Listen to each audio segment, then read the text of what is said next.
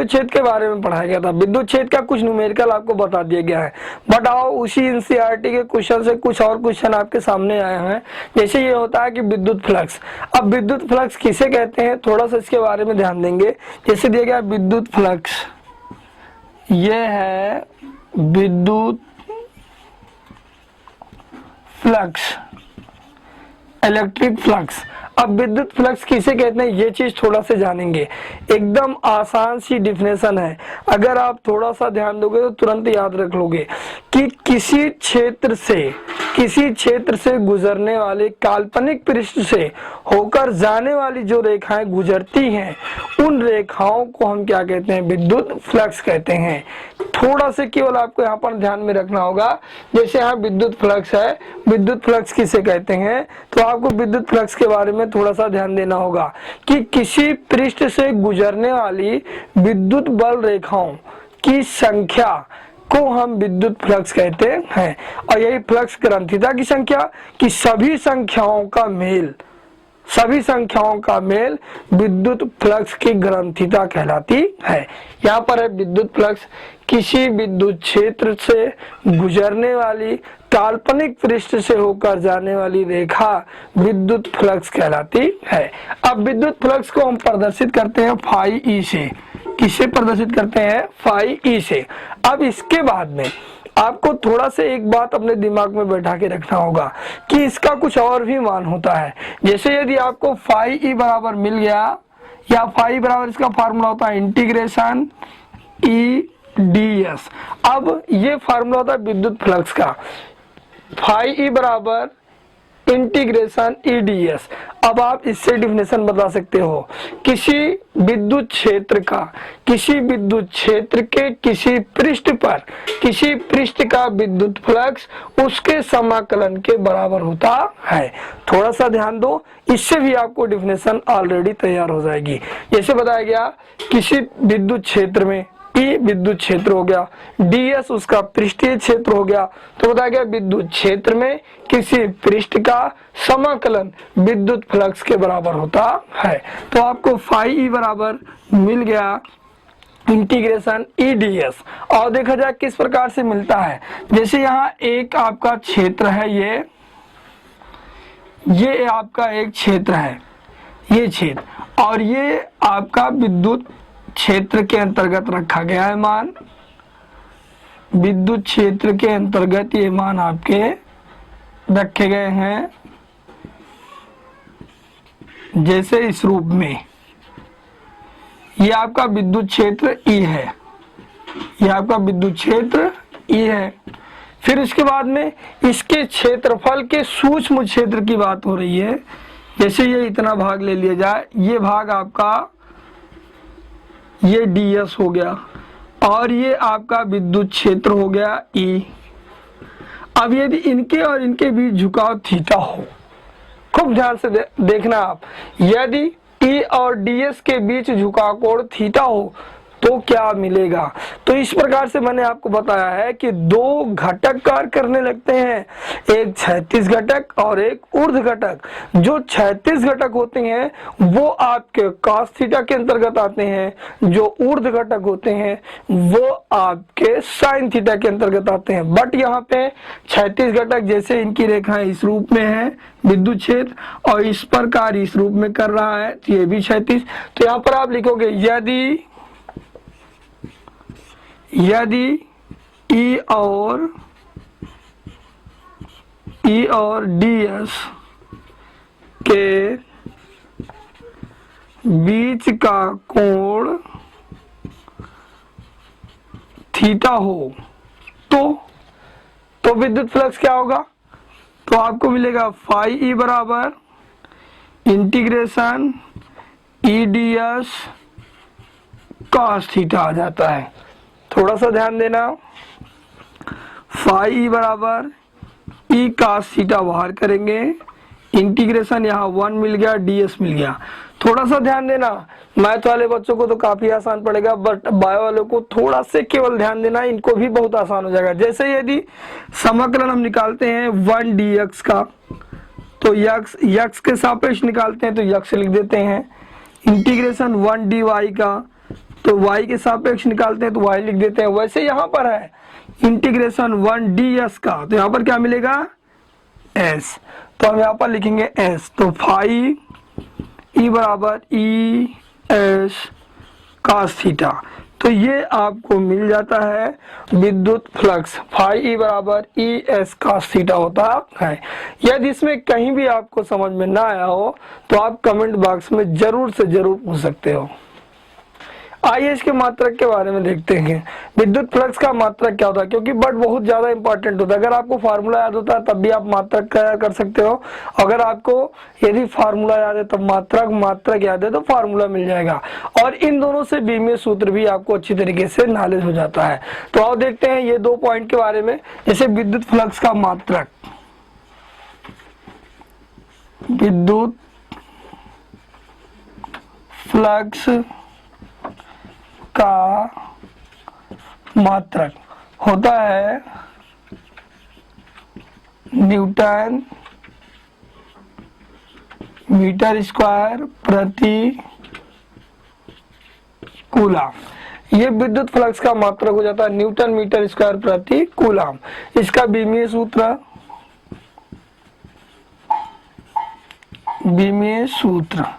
याद रखना। बीमीय सूत्र, बीमा का संकेत आपको बड़ा ब्रैकेट से बताया गया है।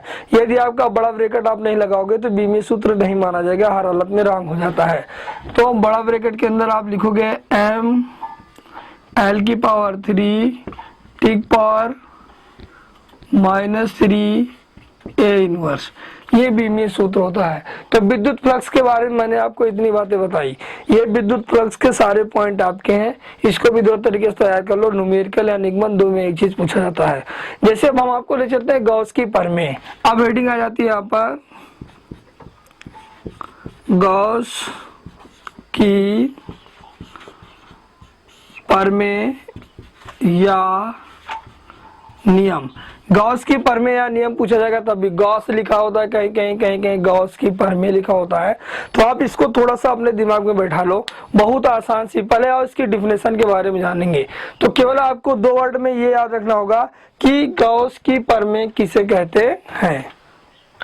गॉस की प्रमेय या नियम, गॉस की प्रमेय सबसे पहले खूब ध्यान से सुनो आप, एकदम 100% हम आपको बताते हैं, तुरंत याद हो जाएगा। किसी बंद पृष्ठ से गुजरने वाला विद्युत फ्लक्स उसके अंदर उपस्थित कुल आवेश का 1/ε0 गुना होता है। फिर से सुन लो आप, किसी बंद पृष्ठ से गुजरने वाला विद्युत फ्लक्स उसके अंदर उपस्थित कुल आवेश का 1/ε0 गुना होता है। आप विद्युत फ्लक्स जानते हो, विद्युत फ्लक्स को किससे प्रदर्शित करते हैं, फाई ई से। तो आप लिखोगे फाई ई बराबर क्या बताया गया, उसके अंदर उपस्थित कुल आवेश क्यों लिखेंगे, क्यू का 1/ε0 गुना, तो आप यहाँ लिखोगे 1/ε0 गुना होता है। आप इसको लिखोगे फाई ई बराबर क्यू अंजा क्यू, तो Q/ε0। तो आपको फाई ई बराबर मिलता है Q/ε0 होता है। और इसकी निष्पत्ति की जाए, जैसे यहाँ गॉस की प्रमेय, गॉस का नियम तो आपका लागू हो गया। गॉस का नियम ये कहता है कि किसी बंद पृष्ठ से होकर गुजरने वाला विद्युत फ्लक्स उसके अंदर उपस्थित कुल आवेश का 1/ε0 गुना होता है, ये नियम है। अब उपपत्ति के बारे में जाना जाए कि ये प्रमेय कैसे आपको फाई ई बराबर Q/ε0 मिलती है। आइए देखते हैं गॉस के नियम की उपपत्ति। गॉस के नियम की उपपत्ति कैसी करनी है, कभी कभी पूछ लिया जाता है कि गॉस के प्रमेय की उपपत्ति कूलाम के नियम से।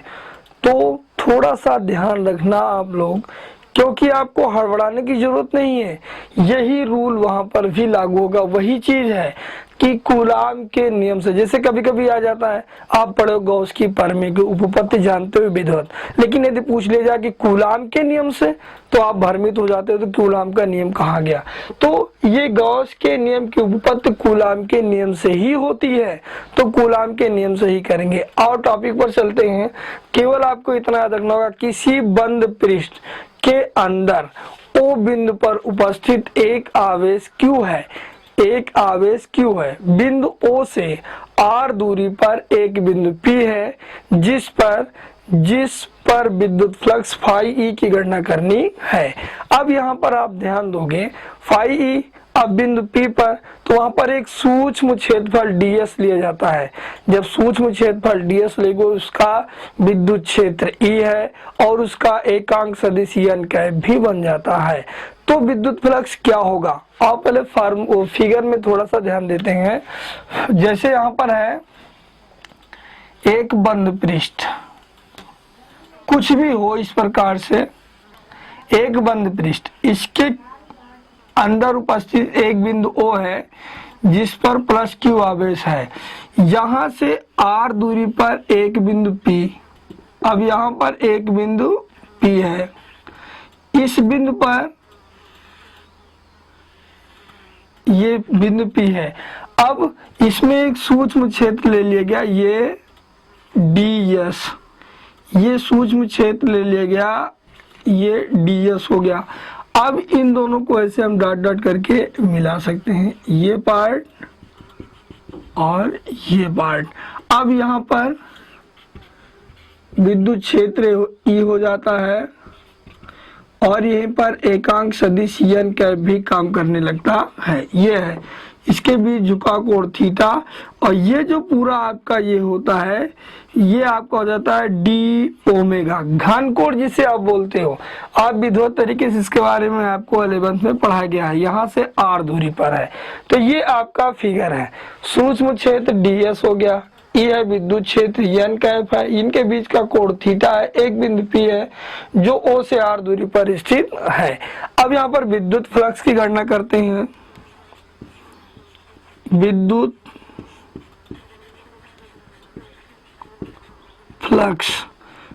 फ्लक्स फाई ई बराबर, याद रखना यहाँ D जब आपको मिलेगा तो विद्युत फ्लक्स भी सूक्ष्म मिलेगा, तो यहाँ पर हम लिख देंगे d फाई ई बराबर E ds cos theta.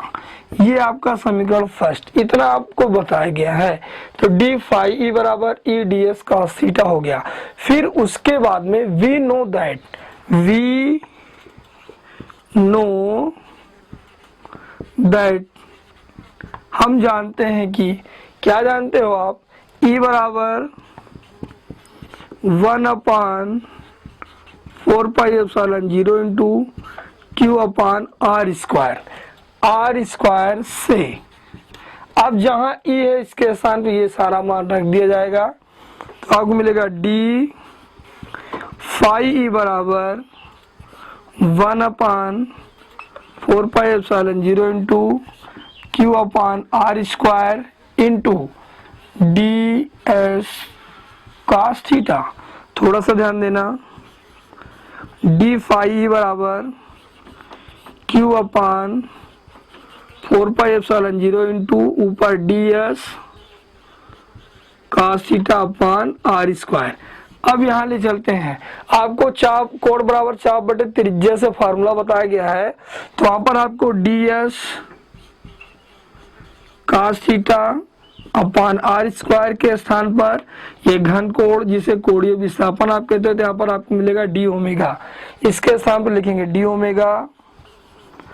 d phi बराबर Q अपान 4πε0 इंटू यहाँ मिलेगा आपको d ओमेगा। ये d इधर अवकलन है, उधर जाके समाकलन हो जाएगा, तो आपको मिलेगा फाई बराबर Q अपान 4πε0 बाहर इंटीग्रेशन d ओमेगा।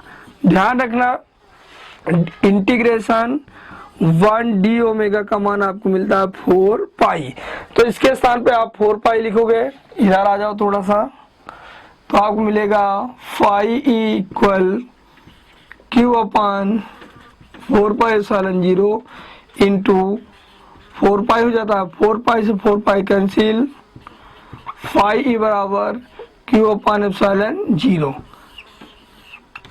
प्यारे स्टूडेंट, आप थोड़ा सा ध्यान में रखना, इतनी सारी बातें अगर आप अपने दिमाग में उतार लोगे 101% मैं कहता हूँ ये निगमन आपसे भूलेगा नहीं। बहुत विधो तरीके से अब आपको फाई बराबर क्यू अपान एप्सिलॉन 0 गॉस की पढ़ाई में बताई गई थी, यही लाना था। और जितना भी आपको इंटर का, हाई स्कूल का फिजिक्स, केमिस्ट्री, मैथ पढ़ा जा रहा है, इसकी आप नोट जरूर से जरूर तैयार कर लो। आप अगर नोट तैयार किए रहोगे तो एग्जाम के दृष्टिकोण को देखते हुए 100 में 100% आप उसको स्टडी तैयार भी कर सकते हो। नोट बनाते चलो और इसको तैयार करते चलो, और जो आपको कमियां महसूस हो वो कमियां आप पर्सनल नंबर पर व्हाट्सएप कर दो, या कोई भी प्रॉब्लम जैसे आप उसको शेयर करना चाहो उसको हमारे पास तक पहुंचाओ और उस कमी को दूर किया जाएगा।